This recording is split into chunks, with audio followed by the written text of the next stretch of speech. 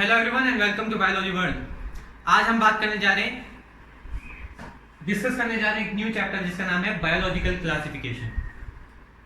तो आप सभी को पता है हम डिस्कस कर रहे हैं topic diversity in the living world. अब ध्यान से देखिएगा, diversity in the living world में 4 चैप्टर है। चैप्टर 1 है द लिविंग वर्ल्ड जो हमने डिस्कस कर लिया है। चैप्टर 2 है बायोलॉजिकल क्लासिफिकेशन जो हम डिस्कस करने जा रहे हैं।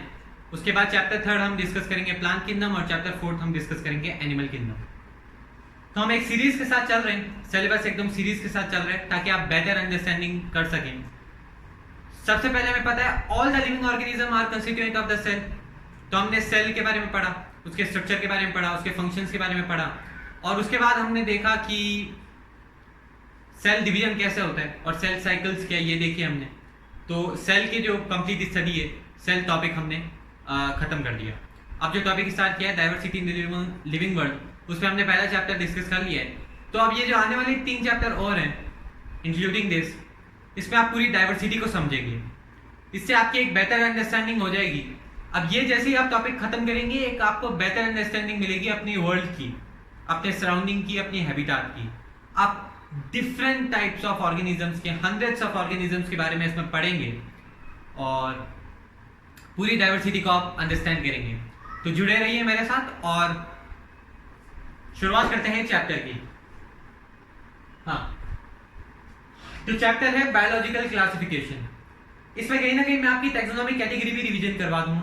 टैक्सोनॉमिक कैटेगरी वैसे आप समझ गए होंगे, लेकिन एक जो क्या कॉन्सेप्ट है टैक्सोनॉमिक कैटेगरी का वो इसमें आप और समझ लेंगे। अब टैक्सोनॉमिक कैटेगरी आपको पता है यार, वो किप्कोफक्स ऑर्डर आपको मैंने बताया था, kingdom, phylum, class, order, family, genus, species.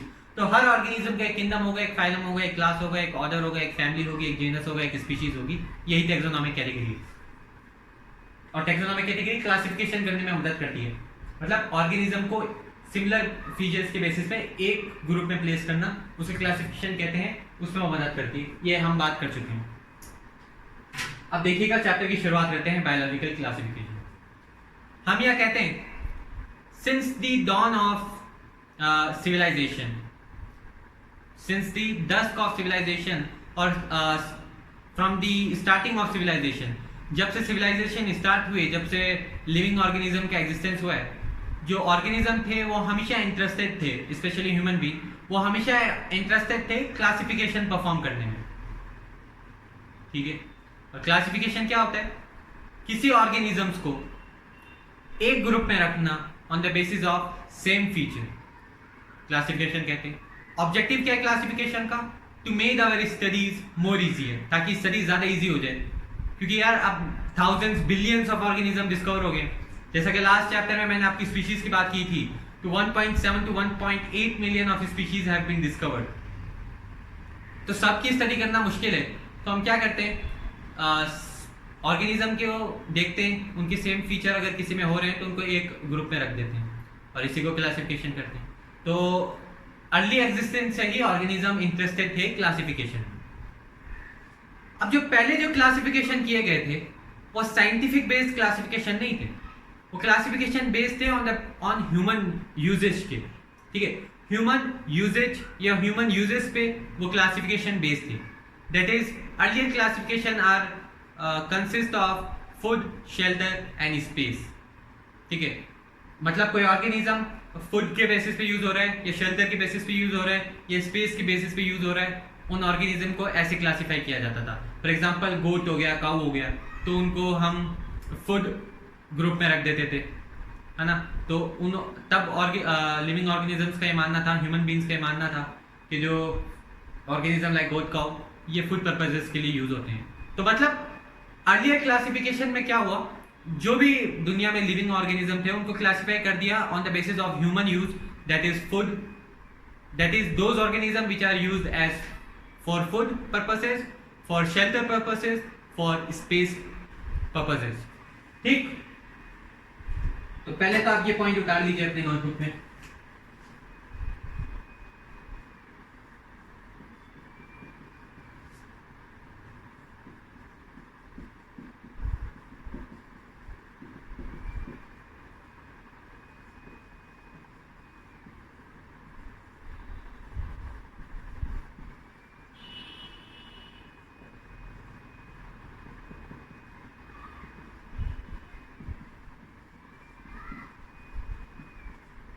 तो ये अर्लियर मोड ऑफ क्लासिफिकेशन था on the basis of food, shelter and space. हम यहाँ पार्ट 1 डिस्कस कर रहे हैं, चैप्टर बायोलॉजिकल क्लासिफिकेशन। हाँ, तो जो सबसे पहला जो है हम कहते हैं साइंटिफिक क्लासिफिकेशन। ये तो कोई साइंटिफिक क्लासिफिकेशन नहीं था, ह्यूमन यूज पे आधारित था। तो very first scientific classification was given by Aristotle, sir Aristotle. Aristotle जो एक साइंटिस्ट थे जिन्होंने सबसे पहला साइंटिफिक क्लासिफिकेशन दिया था। उन्होंने सभी प्लांट्स को मॉर्फोलॉजिकल कैरेक्टर के बेसिस पे क्लासिफाई कर दिया था into trees, shrubs and herbs, और एनिमल को क्लासिफाई कर दिया था into red blooded animal and non red blooded animal. ये रेड ब्लड कलर की बेसिस पे हमने कहा है। तो हम यहां बोल रहे हैं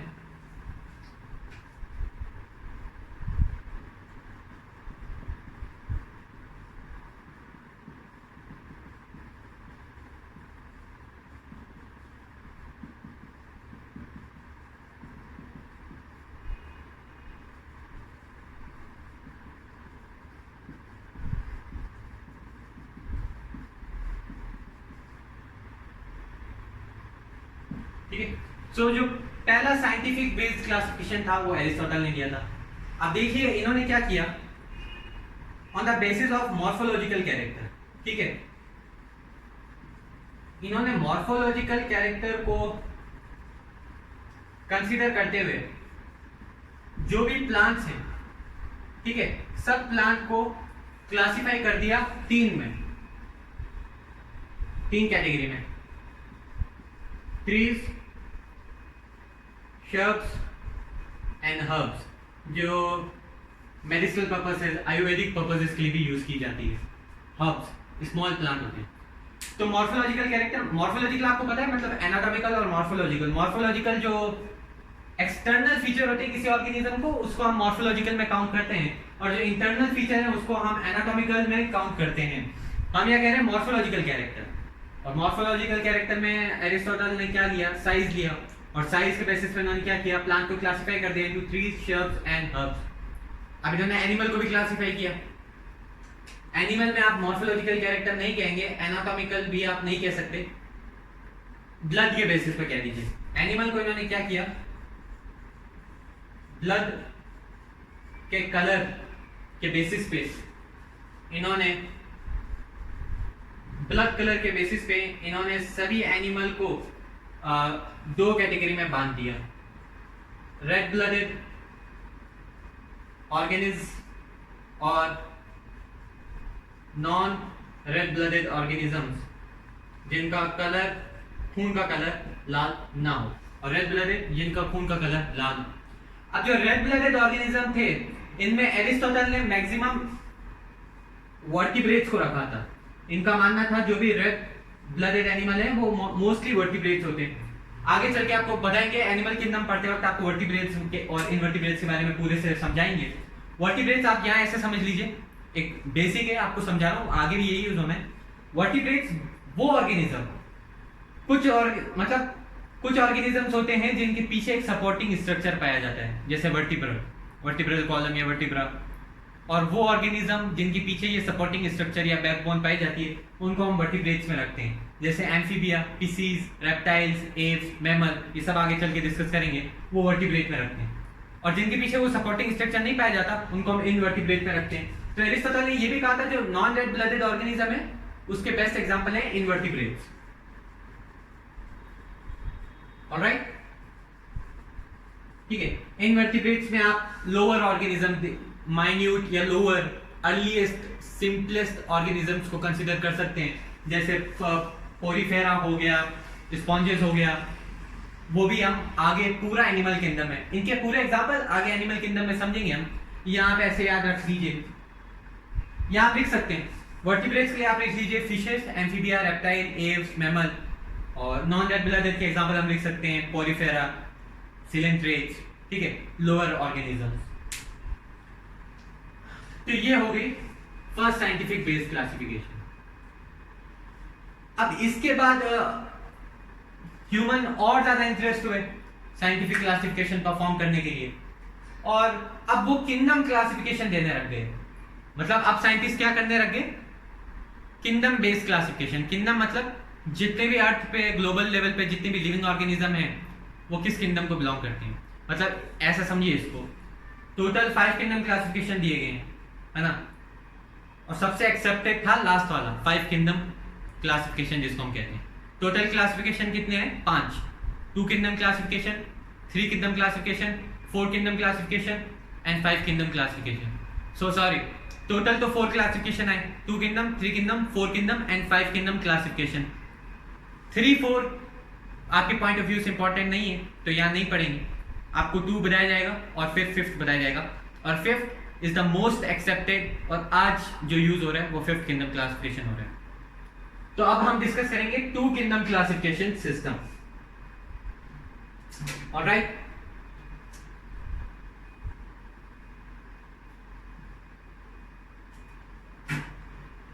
देखिएगा,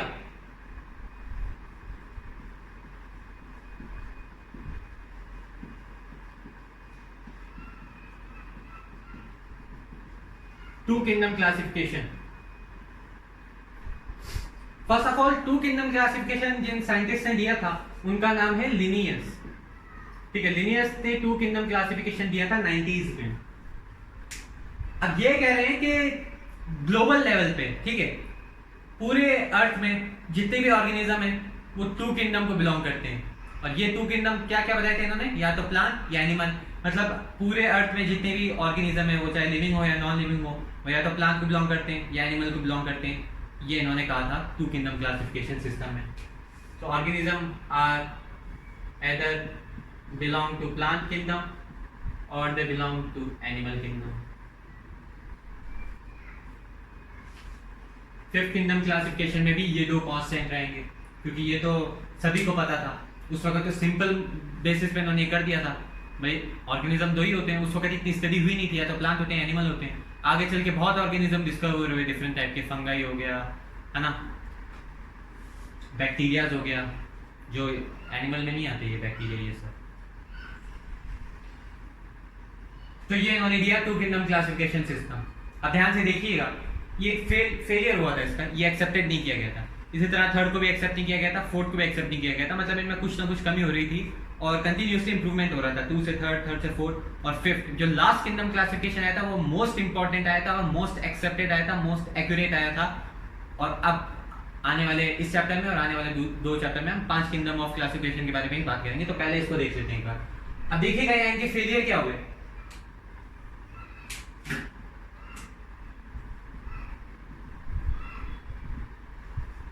सबसे पहला अगर हम फेलियर की बात करें 2 किंगडम क्लासिफिकेशन सिस्टम में,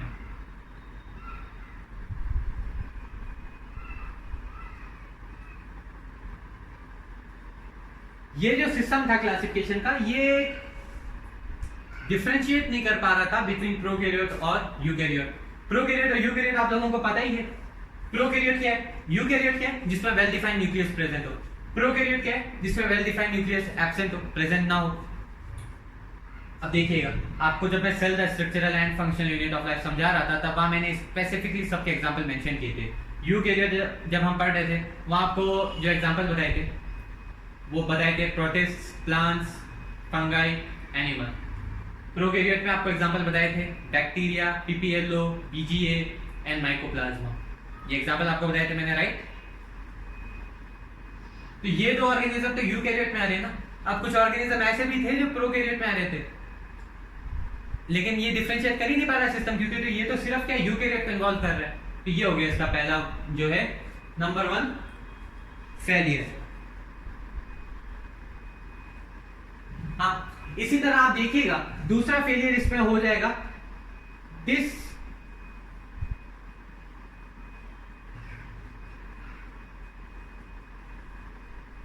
ये जो सिस्टम है 2 किंगडम क्लासिफिकेशन सिस्टम, ये यूनिसेल्युलर और मल्टीसेल्युलर ऑर्गेनिज्म में भी क्लासिफाई नहीं कर पा रहा था। क्यों नहीं कर पा रहा था? अब ये तो उससे भी ज्यादा आसान है समझना। प्लांट क्या है, मल्टीसेल्युलर, एनिमल क्या है, मल्टीसेल्युलर, लेकिन कुछ ऑर्गेनिज्म अभी भी ऐसे पाए जा रहे थे जो यूनिसेल्युलर थे। Hints this system can not classify between unicellular and multicellular organism. अगला देखिएगा, 3rd फेलियर हम जो इसमें इंक्लूड कर सकते हैं वो हो जाएगा this system can not differentiate between photosynthetic and non photosynthetic organism. Photosynthetic तो जो फोटोसिंथेसिस करते हैं और नॉन फोटोसिंथेटिक जो फोटोसिंथेसिस नहीं करते। यहाँ फेलियर में आप क्या बोलेंगे? दिस सिस्टम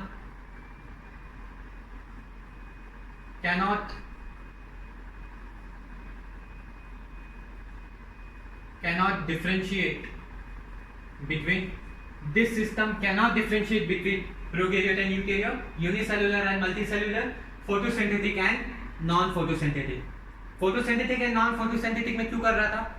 देखिए, जो अर्लियर क्लासिफिकेशन थे ना बहुत सिंपलेस्ट थे, आज की तरह नहीं थे। तब प्लांट में क्या क्या ऑर्गेनिज्म इन्वॉल्व होते थे? अर्लियर क्लासिफिकेशन की अगर हम बात करें तब प्लांट में क्या क्या इन्वॉल्व होता था? तब प्लांट में जो ऑर्गेनिज्म आते थे वो आते थे जिम्नोस्पर्म, वो तो आज भी आता है, एंजियोस्पर्म, वो तो आज भी इन्वॉल्व होते हैं। तब फंगाई को भी प्लांट में इन्वॉल्व किया जाता है। अब फंगाई को प्लांट में इन्वॉल्व नहीं किया जाता, अब फंगाई एक अलग किंगडम है। फर्न, मॉसेस, ये भी प्लांट में इन्वॉल्व किया जाता था, ये तो आज भी किया जाता है। लेकिन तब फंगाई एक एक्स्ट्रा है, इसको हम कहते हैं प्लांट में इन्वॉल्व किया जाता था, अब नहीं किया जाता। ठीक है, अब फंगाई एक अलग किंगडम बन गया। तो तब ये ऑर्गेनिजम्स को कैटेगरीज को इन्वॉल्व किया जाता था प्लांट में। लेकिन फंगाई उस वक्त ऑटोट्रॉफ था। ठीक है, अच्छा यहाँ आल्गे को भी इन्वॉल्व किया जाता था। एक सॉरी, आप देखिए आल्गे को जो है प्लांट पे इन्वॉल्व किया जाता था। ठीक है, तो जो फंगाई और आल्गे, इसमें आल्गे जो है वो तो फोटोसिंथेटिक था, लाइट के प्रेजेंस में या केमिकल के प्रेजेंस में खुद का खाना बना लेता था। लेकिन जो फंगाई था वो ऑटोट्रॉफ था, सॉरी वो हेटेरोट्रॉफ था, वो अपना खाना खुद नहीं बना पाता था।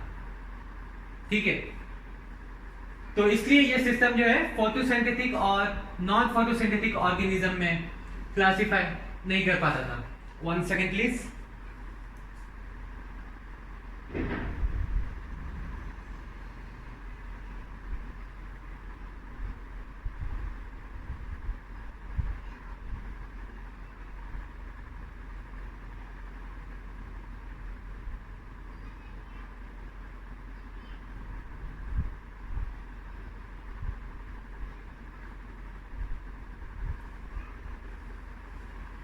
हाँ जी, हाँ, तो ये हो गए इसके फेलियर। ठीक, 2 किंगडम सिस्टम ऑफ क्लासिफिकेशन। तो और ज्यादा इंप्रूवमेंट साइंटिस्ट ने फील किया, फिर 3rd किंगडम, फिर 4th किंगडम, फिर 5th किंगडम। अब साइंटिस्ट समझने लग गए थे एक्चुअली जब ये फर्स्ट साइंटिफिक बेस्ड क्लासिफिकेशन हुआ था और ये जब इतना ज़्यादा एक्यूरेट नहीं था, तब ही साइंटिस्ट समझने लग गए थे कि हमें उन्हें और ज़्यादा कैरेक्टर इन्वॉल्व करने क्लासिफिकेशन के लिए, जैसे ऑर्गेनिज्म का मोड ऑफ न्यूट्रिशन क्या है, उनका हैबिटेट क्या है, उनका सेल स्ट्रक्चर कैसा है, न्यूक्लियस स्ट्रक्चर कैसा है ना, what type of cell they are. तो तब साइंटिस्ट को नीड हो गई थी कि ये सारे फीचर हमें इन्वॉल्व करने हैं अगर ज़्यादा एक्यूरेट हमें क्लासिफिकेशन करना है। तो जो 5th किंगडम ऑफ क्लासिफिकेशन है वो इन सारे फीचर पे बेस्ड है, इसलिए वो मोर एक्यूरेट और most accepted kingdom of classification है। अब यहाँ से क्या कंक्लूड हुआ? तो फाइनली इससे आप कह सकते हैं 2 किंगडम क्लासिफिकेशन में ये कंक्लूड हुआ कि कुछ ऑर्गेनिजम्स ऐसे थे जो ना तो प्लांट में बेस्ड हो रहे थे, फिक्स हो रहे थे, ना एनिमल में फिक्स हो रहे थे। Correct. Best example prokaryote, eukaryote में देख लीजिए, यूकैरियोट में तो दोनों आ गए, लेकिन कुछ प्रोकैरियोट भी पाए जा रहे थे, उसके लिए तो यहाँ इन्होंने जगह ही नहीं रखी। तो कुछ ऑर्गेनिज्म ऐसे भी डिस्कवर हुए जो ना तो प्लांट में फिक्स हो रहे थे, ना एनिमल में फिक्स हो रहे थे, तो इसलिए इसको फेल माना हमने, और ये खत्म होता है हमारा 2 किंगडम क्लासिफिकेशन सिस्टम। अब आते हैं सीधा 5th kingdom of classification system पे। मोस्ट इंपोर्टेंट है, चैप्टर की ओरिजिनल जो शुरुआत होती है वो यहीं से होती है।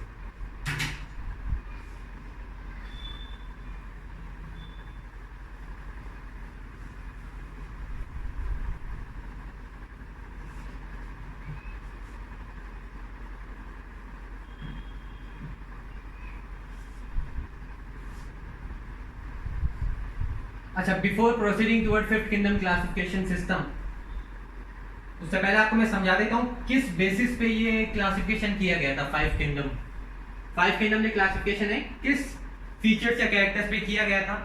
वो मैं आपसे कैरेक्टर डिस्कस कर लेता हूँ। वो वही कैरेक्टर है जो अभी मैंने आपको बताया था, साइंटिस्ट ने जब साइंटिस्ट को नीड फील हुई थी ये कैरेक्टर इन्वॉल्व करने, और उन्हीं कैरेक्टर पे ही फिफ्थ किंगडम किया गया था। देखिएगा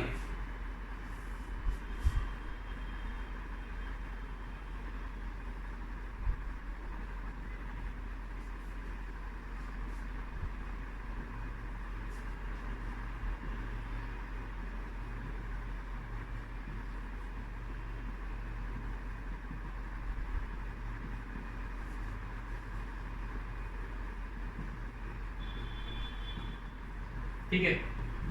character use to form 5 kingdom classification system. क्या क्या कैरेक्टर्स थे, वन बाय वन हम डिस्कस करेंगे। हाँ जी, अब देखिएगा इसमें सबसे पहला जो उन्होंने फीचर लिया था साइंटिस्ट ने, वो था सेल टाइप। सबसे पहले ऑर्गेनिज्म का नाम लिख लीजिएगा यहाँ पे। 5 किंगडम में क्या क्या ऑर्गेनिजम्स आते हैं, मोनेरा, प्रोटिस्टा, फंजाई, प्लांटे और एनिमीलिया। ये तो आ गए 5 किंगडम, और ये आगे उनके कैरेक्टर्स। ठीक, ये हो गए जो कैरेक्टर यूज हुए। अब पहला कैरेक्टर है सेल टाइप। सेल टाइप में मतलब जो ऑर्गेनिज्म है उसका सेल टाइप कैसा है, प्रोकैरियोट है या यूकैरियोट है। तो जो मोनेरा था ये तो थे प्रोकैरियोट, और बाकी सारे थे यूकैरियोट।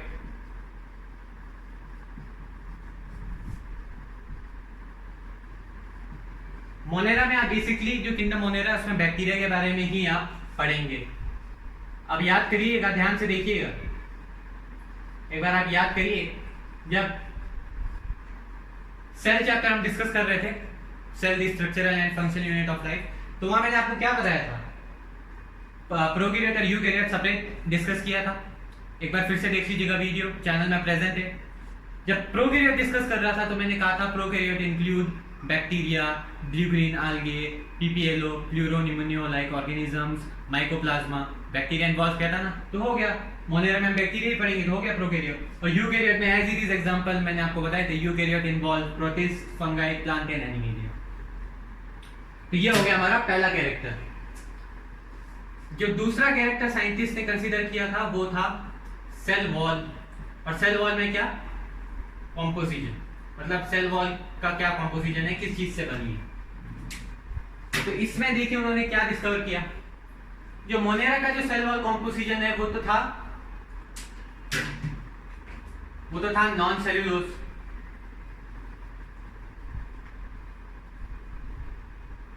नॉन सेल्यूलोजिक कह दीजिए आप। नॉन सेल्यूलोज अगर किसी की वॉल होगी तो वो कंसीडर करेगी पॉलीसैकेराइड्स और अमाइनो एसिड्स। ठीक, प्रोटिस्टा की अगर सेल वॉल कॉम्पोजिशन की बात करें तो आपकी एनसीईआरटी में ये एब्सेंट दिया हुआ है, मतलब एब्सेंट नहीं दिया हुआ, वहां लिखा हुआ है प्रेजेंट इन सम। मतलब जो सेल वॉल है ना वो सभी प्रोटिस्टा में नहीं होती, कुछ प्रोटिस्टा में होती है और कुछ प्रोटिस्टा में नहीं होती, और उनका कॉम्पोजिशन वेरी करता है। अगर वहां भी अगर प्रोटिस्टा की कॉम्पोजिशन की स्पेसिफिक की बात करें तो उसमें भी आप कुछ simple polysaccharides, some amino acids ये इन्वॉल्व कर सकते हैं। ठीक, फंगाई मोस्ट फेमस है। फंगाई का सेल वॉल कॉम्पोजिशन क्या था, काइटिन से बनी होती है। प्लांटी का cell wall composition cellulose, mostly cellulose होता है, लेकिन सेल चैप्टर जब डिस्कस कर रहे थे वहां आपने पढ़ा था cellulose, hemicellulose, pectin and protein consist करता है प्लांट के सेल वॉल में, जब हम टॉपिक सेल वॉल डिस्कस कर रहे थे। यार आप देखिए, ध्यान से देखिए, जो मैंने प्रीवियस चैप्टर किया है ना, एक एक पार्ट मैंने डिस्कस किया है, prokaryote, eukaryote, cell wall, cell membrane, cell organelle, सब सेल ऑर्गेनल के अलग अलग बेस्ड वीडियो बनाइए। तो प्लीज वीडियो को जाके देखिए, रिफर करिए अगर आप भूल गए हो। और आपको समझ में आ रहा है, गुड इनफ, प्रोसीड करते हैं। और एनिमल में तो होती है एब्सेंट है सेल वॉल। यहाँ देख लीजिए आप, एनसीईआरटी प्रेजेंट इन सब, ठीक है, एनसीईआरटी वाला एक पॉइंट ही लेते हैं।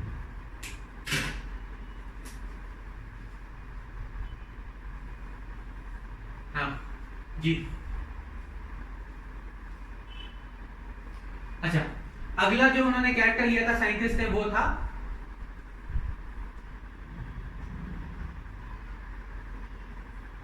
Nuclear membrane.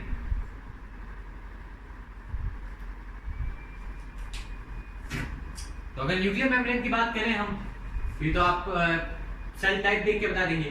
प्रोकैरियोट है मतलब वेल डिफाइंड न्यूक्लियस एब्सेंट है, मतलब न्यूक्लियर मेम्ब्रेन भी एब्सेंट है। तो यहाँ न्यूक्लियर मेम्ब्रेन एब्सेंट होती है, यहाँ प्रेजेंट होती है, फंगाई में भी प्रेजेंट होती है, प्लांट में भी न्यूक्लियर मेम्ब्रेन प्रेजेंट होती है, और एनिमल में भी न्यूक्लियर मेम्ब्रेन हम कहते हैं प्रेजेंट होती है। इसके बाद जो हम कहते हैं, जो फोर्थ कैरेक्टर था हमारा,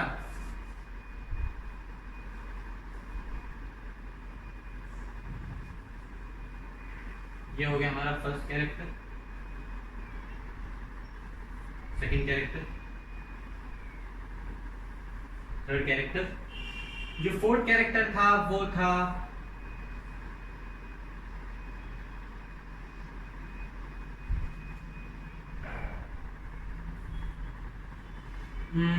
सेल टाइप हो गया, सेल वॉल हो गया, न्यूक्लियर मेम्ब्रेन के बारे में हम बात कर ली। फिफ्थ हो जाएगा mode of nutrition, body organisation.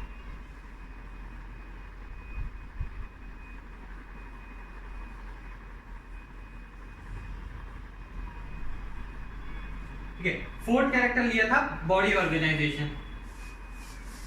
अब बॉडी ऑर्गेनाइजेशन में आप क्या पढ़ेंगे देखिएगा, ये मोस्ट स्पेसिफिकली बॉडी ऑर्गेनाइजेशन आप एनिमल किंगडम में पढ़ेंगे ज़्यादा अच्छे से। बॉडी ऑर्गेनाइजेशन, जब हम किसी ऑर्गेनिज्म के बारे में बात करते हैं, किसी ऑर्गेनिज्म की बॉडी ऑर्गेनाइजेशन, उसमें हम डिफर करते हैं जो ऑर्गेनिज्म है वो उसका बॉडी ऑर्गेनाइजेशन किस लेवल पे, सेल्यूलर लेवल पे, टिश्यू लेवल पे, ऑर्गन लेवल पे, ऑर्गन सिस्टम लेवल पे, किस लेवल पे। मतलब कुछ ऑर्गेनिज्म, ये तो आपको पता है, cell unite to form tissue, unite to form organ, organ unite to form organ system unite to form organisms like human being. लेकिन सब इतने जो है इतने डेवलप नहीं होते, इतना कॉम्प्लेक्स सबका ऑर्गेनिज्म नहीं होता। अमीबा है, उस पर ऑर्गन पाते हैं क्या, ठीक है, ऑर्गन फंक्शन तो सेल्यूलर लेवल पे। इसी तरह कुछ ऑर्गेनिज्म टिश्यू लेवल पे होते हैं। प्लांट की बात कर लें तो वो ऑर्गन लेवल पे होते हैं। तो ये आप देखेंगे बॉडी ऑर्गेनाइजेशन। तो ये इन्होंने साइंटिस्ट ने फोर्थ जो है कैरेक्टर दिया था। और अगर इस कैरेक्टर की हम बात करें तो हम यहाँ कहते हैं जो मोनेरा है वो सेल्यूलर लेवल पे होते हैं। सेल्यूलर लेवल का इनका बॉडी ऑर्गेनाइजेशन होता है। इनका भी हम कह सकते हैं, प्रोटिस्टा का भी सेल्यूलर लेवल पर बॉडी ऑर्गेनाइजेशन होता है। फंगाई थोड़े मल्टी सेल्यूलर होने लग जाते हैं। मल्टी सेल्यूलर के अलावा कुछ टिश्यू लेवल पे भी होते हैं। और प्लांटे में या तो टिश्यू लेवल पाए जाते हैं आपको, और हाईली आपको ऑर्गन पाया जाता है ऑर्गन लेवल पे, ठीक है, बॉडी का क्लासिफिकेशन। अच्छा, इसी के साथ अगर एनिमल की बात करें, एनिमल में तीनों पाए जा सकते हैं, या तो टिश्यू लेवल,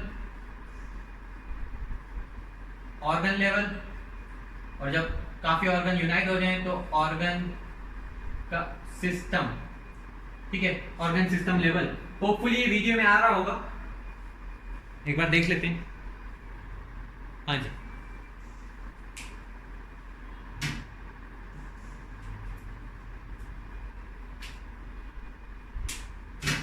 हाँ जी। अच्छा, मोड ऑफ न्यूट्रिशन में ऊपर रब करके आपको यहाँ दिखा देता हूँ। यहाँ नीचे स्पेस में आएगा नहीं, कंफर्टेबल होना बहुत जरूरी है। तो आप एक बार नोट कर लीजिए वीडियो को पॉज करके। हाँ जी, कर लिया होगा आपने। देखिए यहाँ 2 कॉलम रब करके आपको समझाते हैं हम मोड ऑफ न्यूट्रिशन के बारे में।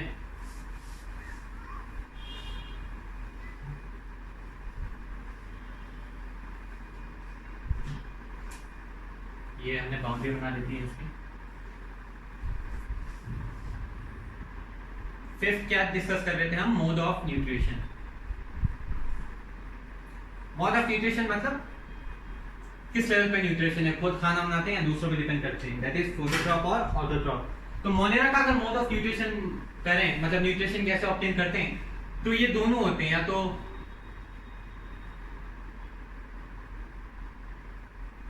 सॉरी ये दोनों होते हैं, या तो ऑटोट्रॉप एंड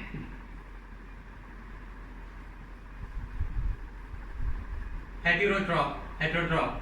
और ऑटोट्रॉप में या तो ये फोटोसिंथेटिक हो सकते हैं, मतलब लाइट के बेसिस पे खाना बनाते हैं खुद, या कीमोसिंथेटिक हो सकते हैं केमिकल के बेसिस पे। इसी तरह हेटेरोट्रॉप में पैरासाइट हो सकते हैं, स्पैरोफाइट्स हो सकते हैं, ठीक है। ये डिफरेंट मोड हैं, आपको पता है, ये लोअर क्लास में आपने पढ़ा है ऑटोट्रॉप और हेटेरोट्रॉप के बारे में, ठीक। या हेटेरोट्रॉप में दूसरों में डिपेंड करते हैं तो प्रीडेशन कर सकते हैं, है ना। तो दोनों होते हैं ऑटोट्रॉप एंड हेटेरोट्रॉप। इसी तरह जो प्रोटिस्ट है ये भी autotroph and heterotroph mode of nutrition को शो करते हैं। Fungi specifically heterotroph mode of nutrition को शो करता है, दैट इज डिपेंड करते हैं डिफरेंट ऑर्गेनिज्म में। जो प्लांटे हैं हमारे, अभी हमने पढ़ा था, जब हम साइंटिफिक क्लासिफिकेशन बात कर रहे थे तब हमने कहा था ये जो मेथड है it can not differentiate between autotroph and heterotroph, that is fungi are heterotroph, plantae are autotroph. तो प्लांटे तो ऑटोट्रॉप हो गए, हम सभी को पता है, खुद खाना बनाते हैं और एंटायर बायोस्फीयर डिपेंड करता है इनके ऑर्गेनिक मैटर पे। और एनिमल हमको पता है ये होते हैं हेटेरोट्रॉप, दूसरों पे डिपेंड करते हैं फॉर देयर फूड मटेरियल। आपको टाइम देता जाऊंगा मैं, आप ऐसे वीडियो को पॉज करके आप नोट कर लीजिएगा। तो ये हमने बात कर ली कैरेक्टर्स जिसके बेसिस पे अर्ली लेटेस्ट किंगडम क्लासिफिकेशन किए गए थे, स्पेशली 5 किंगडम क्लासिफिकेशन सिस्टम। तो अब आपको एक चार्ट दिखा देता हूं जिसमें आपको बता देता हूं मैं 5 किंगडम क्लासिफिकेशन क्या है, किसने डिस्कवर किया था, कैसे इसको पढ़ना है, और फिर अगले लेक्चर पार्ट 2 में हम डिस्कस करेंगे first kingdom Monera from 5 kingdom classification system.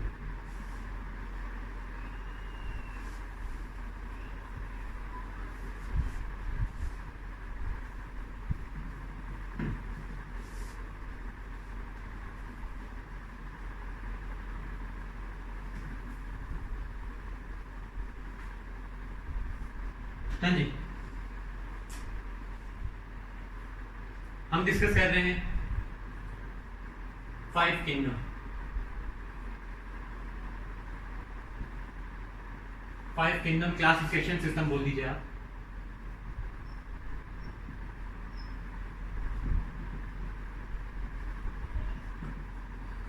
अच्छा, डिस्कवरी की बात करें हम, हाँ, अगर हम डिस्कवरी की बात करें तो हम बोलते हैं R H. Whittaker, sir R H. Whittaker ने 1969 में जो है ये डिस्कवर किया था। तो डिस्कवर बाय आर.एच. विटेकर, ये हो गया साइंटिस्ट का नाम। इन ईयर 1869, इन ईयर 1869 में, नहीं इन सॉरी इन ईयर 1969 हो जाएगा ये, ठीक है। इन ईयर 1969 में 5 किंगडम क्लासिफिकेशन सिस्टम दिया था आर.एच. विटेकर ने।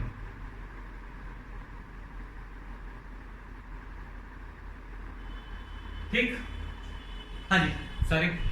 अब देखिएगा 5 किंगडम क्लासिफिकेशन सिस्टम क्या है।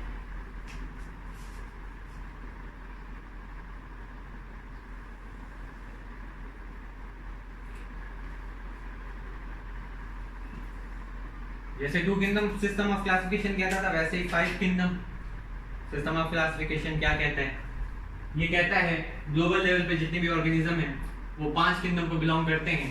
पहला किंगडम हो जाएगा मोनेरा, ठीक। सेकंड किंगडम हो जाएगा प्रोटिस्टा, थर्ड किंगडम हो जाएगा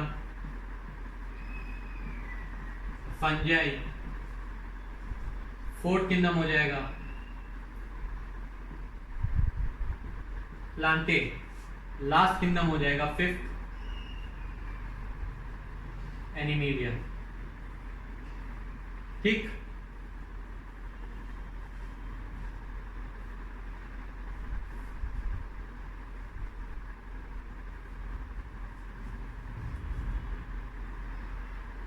ये हो जाएगा 5 किंगडम। मतलब जो भी ऑर्गेनिज्म है अर्थ पे वो या तो मोनेर को बिलोंग करेगा, या प्रोटिस्टा को बिलोंग करेगा, या फंजाई को बिलोंग करेगा, या प्लांटे को बिलोंग करेगा, या एनिमल को बिलोंग करेगा। अब देखिएगा मोनेरा के अंदर आप क्या पढ़ेंगे, अब इनके एग्जांपल्स के बारे में बात कर लेते हैं, मतलब इन सभी किंगडम के अंदर आप क्या क्या पढ़ेंगे। तो मोनेरा के एक बेसिक चार्ट बता रहा हूँ, आगे यही डिस्कस करना है आपको। तो मोनेरा में आप पढ़ेंगे बैक्टीरिया के बारे में, पहले ही बता दिया आपको। अच्छा, बैक्टीरिया में आप दो तरह के बैक्टीरिया पढ़ेंगे, ठीक है। आर्के बैक्टीरिया,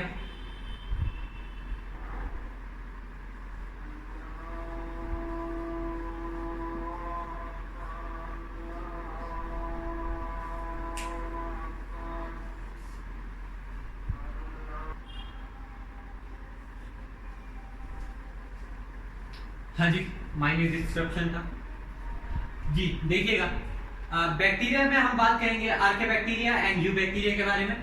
यू बैक्टीरिया को हम ट्रू बैक्टीरिया कंसीडर करते हैं, आर्के बैक्टीरिया को हम वो बैक्टीरिया जो एक्सट्रीम कंडीशन में पाए जाते हैं। अब देखिएगा जो प्रोटिस्टा है इनमें आप पढ़ेंगे क्राइसोफाइट, डाइनोफ्लैजिलेट, यूक्लियोनाइट, स्लाइम मोल्ड, प्रोटोजोन, पढ़ लेंगे आप। अब देखिएगा ये नाम जब आप याद करेंगे ना, क्राइसोफाइट, डाइनोफ्लैजिलेट, ये सब आपको याद हो जाएंगे जब टेस्ट देने फर्स्ट टाइम जाओगे ना, क्योंकि 11th में आपका अगर फर्स्ट टाइम है, न्यू हो आप, तो डेफिनेटली टेस्ट में प्रेशर्स के समय ये दिमाग से निकल जाते हैं नाम आपके। तो मैं आपको एक ऑर्डर बता रहा हूँ, वो ऑर्डर आप एज इट इज याद रखिएगा। ये देखिए भाई बहुत इंपॉर्टेंट है, वेरी इंपॉर्टेंट है। अगर आप ये ऑर्डर याद रखते हैं तो आपको सारे नाम याद रहेंगे। देखिएगा प्रोटिस्टा में आप क्या ऑर्डर याद रखेंगे, आप याद रखेंगे सी डेस्क, अल्फाबेट सी, जैसे डेस्क होता है ना टेबल, तो डेस्क का किया ताकि हमने पी लगा दिया, तो सी डेस्क ऑर्डर हो गया। और फिर आपको पता है सी स्टैंड फॉर क्राइसोफाइट्स, बहुत जरूरी है भाई। डाइनोफ्लैजिलेट, यूक्लियोनाइट,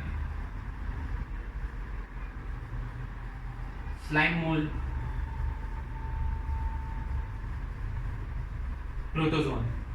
इसके बाद फंगाई में भी आप 4 ऑर्गेनिजम्स के बारे में पढ़ेंगे।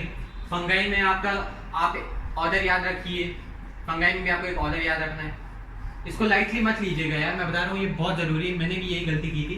ये ऑर्डर आप याद रखेंगे ना, नाम अपने आप आपको याद हो जाएंगे। नाम तो आप पढ़ोगे क्राइसोफाइट, डाइनोफ्लैजिलेट, एक जैसे नाम में याद हो जाएंगे। ये ऑर्डर याद लेकिन दिमाग से निकल जाएगी जब यूज करने का वक्त आएगा। ये ऑर्डर याद रखोगे तो सब नाम डिस्कस हो जाएंगे। अब देखिए फंगाई में क्या ऑर्डर रखा है, पा बर्थ, ठीक है। इसको आप ऐसा बोल दीजिए, पापा का बर्थडे, तो पापा का पहला ले लिया पा, बर्थडे का ले लिया बर्थ, तो ऐसा हो गया पा बर्थ, मतलब पापा का बर्थडे। ऐसे याद रख लीजिए ऑर्डर, ठीक है। थोड़ा फन वे में आप लीजिए बायोलॉजी को, तो रटना थोड़ा डिफिकल्ट हो जाता है। माना कुछ चीजें रटनी होती है, लेकिन कुछ चीजें आप सिंप्लीफाई कर सकते हैं, तो वो ऐसे सिंप्लीफाई किए। जब भी एग्जाम्पल्स की बात आए आप एक ऑर्डर बना लीजिए एग्जाम्पल याद करने के लिए।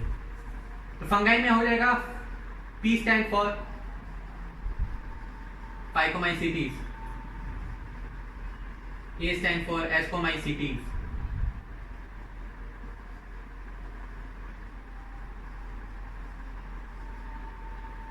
Basidiomycetes,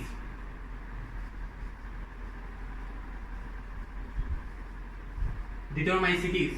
सॉरी फॉर द ये लाइट इंटरप्शन हो रहा है थोड़ा सनलाइट की वजह से। अब ऐसे ही प्लांट आप डिस्कस करेंगे, है ना। तो प्लांट में भी आपको एक ऑर्डर याद रखना है। प्लांट में आप डिस्कस करेंगे आल्गे, ब्रायोफाइटा, टेरिडोफाइटा, जिम्नोस्पर्म और एंजियोस्पर्म। तो इसमें आप क्या ऑर्डर याद रख सकते हैं, आप याद रख सकते हैं, आप याद रख लीजिए, ये ऑर्डर याद रख लीजिए आप। अब पकड़, ठीक है।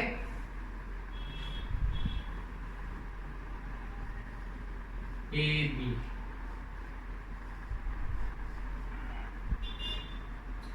अब देखिएगा ये प्लांट में आप ये ऑर्डर याद रख लीजिए। अब पकड़, तो ए में तो आप प्लांट में डिस्कस करेंगे आल्गे, ठीक है।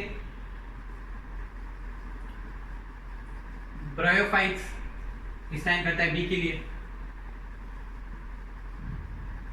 टेरिडोफाइट्स, इनको आप ऐसे भी बोल सकते हैं, ब्रायोफाइटा, टेरिडोफाइटा, ये आपको पता ही है सबको। जिम्नोस्पर्म, एंजियोस्पर्म, जिम्नोस्पर्म, एंजियोस्पर्म, और उसके बाद जी, हाँ जी, देखिए डी कुछ नहीं है यहाँ, ये एक्स्ट्रा ले देता। एग्जाम्पल आप ऐसे याद रख लीजिएगा ऑर्डर के लिए। अब पकड़, डी एक्स्ट्रा हो जाएगा, डी हटा दीजिएगा। जैसे यहाँ डेस्क में से के हटा के पी लिया था, वैसे पकड़ में से डी हटा दीजिएगा। आगे ब्रायोफाइटा, टेरिडोफाइटा, जिम्नोस्पर्म, एंजियोस्पर्म। अब मुझे नहीं लगता आपको किसी को डाउट होगा, ये बहुत जरूरी है ये ऑर्डर याद रखना। सी डेस्क, पाबर्ट, अब पकड़। एनिमीलिया में आपको कोई ऑर्डर याद रखना ही नहीं है, ऑर्डर आप बना लीजिएगा अगर आपको खुद से ऑर्डर बनाना है, क्योंकि एनिमीलिया सिंपल है, आपको सब याद हो जाएंगे। 2 बार आप रेफर करिएगा, आपको सारे याद हो जाएंगे, ठीक है। और सेपरेट पूरा किंगडम पढ़ेंगे हम, सेपरेट चैप्टर इसमें, तब आपको आसानी से याद हो जाएगा। मैं बता, अभी पैनिक मत होइएगा, ये नाम देखिए, आपको यही पढ़ना है इनमें। एनिमीलिया में हम पहले पढ़ेंगे पोरीफेरा, सिलेंड्रेटा हम पढ़ेंगे, इसको हम निडेरिया भी कहते हैं। फिर हम पढ़ेंगे टीनोफोरा, फिर हम बोलेंगे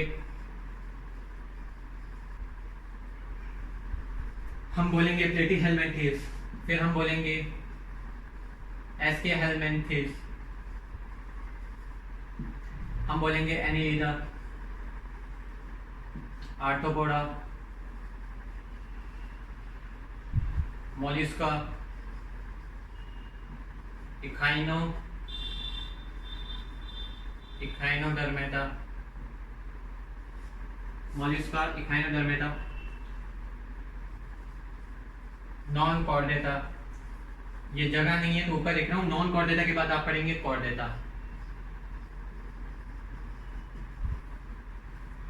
ठीक है। 2 4 5 6 7 8 9 10 11, ठीक है। ये आप 11 डिस्कस करेंगे। Porifera, coelenterata, ctenophora, platyhelminthes, aschelminthes, annelida, arthropoda, mollusca, echinodermata, non chordata, chordata, ठीक है। अभी पैनिक मत होइएगा कि सर इसका ऑर्डर क्यों नहीं होता है, इसका ऑर्डर बना लीजिएगा, ये आपको इजीली याद हो जाएंगे, मेरी गारंटी है। जब किंगडम एनिमिलिया हम डिस्कस करेंगे ना, पूरे याद हो जाएंगे। अब पहले एक तो देख लीजिए, ये ग्राफ बनाया है, तो ये तो आपको पढ़ना है, ठीक। 5 किंगडम है, 3 किंगडम तो हम इस चैप्टर में पढ़ लेंगे बायोलॉजिकल क्लासिफिकेशन में। ये 3 किंगडम तो हम बायोलॉजिकल क्लासिफिकेशन पढ़ लेंगे, ठीक। ये हम चैप्टर 4 में पढ़ लेंगे, चैप्टर 3 में पढ़ लेंगे, और ये चैप्टर 4 में पढ़ लेंगे, और इसी के साथ diversity in the living world खत्म कर देंगे, ठीक। तब तक आप पूरी डाइवर्सिटी समझ जाएंगे, ठीक है। कुछ बच रहा है क्या इसमें? हाँ जी, तो ये हमने बात कर ली आपसे 5 किंगडम, तो ठीक। लेक्चर को एंड की तरफ लेते चलते हैं। अब पार्ट 2 में डिस्कस करूंगा पहला किंगडम मोनेरा, और कोशिश करेंगे बैक्टीरिया में दोनों खत्म कर लें, archaebacteria and eubacteria. 40-50 minute की ड्यूरेशन होगी वीडियो को, अगर दोनों हम पढ़ेंगे तो। और अगर हाफ में कर दूं 15 में, तो हम एक को ही पढ़ेंगे, वो देख लेंगे क्या है। फिर प्रोटिस्टा, फंगाई ये पढ़ लेंगे, और इसी के साथ चैप्टर की एंड हो जाएगी, और अगले 2 चैप्टर में ये डिस्कस कर लेंगे, ठीक। मस्त है, एंजॉय करें बायोलॉजी को, सिंप्लिसिटी करते रहें बायोलॉजी में। अब आपके डाउट्स नीचे बताइए कमेंट सेक्शन में, कोई भी स्पेसिफिक डाउट हो मुझे कमेंट्स में बताइए, और तुरंत आपको रिस्पॉन्स मिलेगा। इसके अलावा हमारा एक फेसबुक पेज है बायोलॉजी वर्ल्ड, वहाँ मैं बहुत रिस्पॉन्सिव रहता हूँ, 100% रिस्पॉन्सिव, वेरीफाइड हो गया हमारा फेसबुक पेज। और जो भी लेटेस्ट अपडेट है ना मेरे इस चैनल को लेके, वो आपको उस फेसबुक पेज पे मिल जाएगा, बायोलॉजी वर्ल्ड। फेसबुक पेज की लिंक मैं नीचे आपको डिस्क्रिप्शन में दे दूंगा। और इसके अलावा जो पहला चैप्टर था cell structural and functional unit of life, उस चैप्टर की प्लेलिस्ट की लिंक दे दूंगा। और उसके अलावा जो एक चैप्टर और खत्म किया था, उसकी भी प्लेलिस्ट की लिंक आपको दे दूंगा। कुछ रेफर करना हो तो डायरेक्ट कर लेना, जैसे प्रोकैरियोट, यूकैरियोट अलग से समझा रहा था, तो सबकी अलग से वीडियो बनाई हुई है, वो आप देख लीजिएगा, ठीक। Thank you, enjoy the video. Share करें वीडियो को, सब्सक्राइब करें मेरे चैनल बायोलॉजी वर्ल्ड को। Thank you, have a nice day.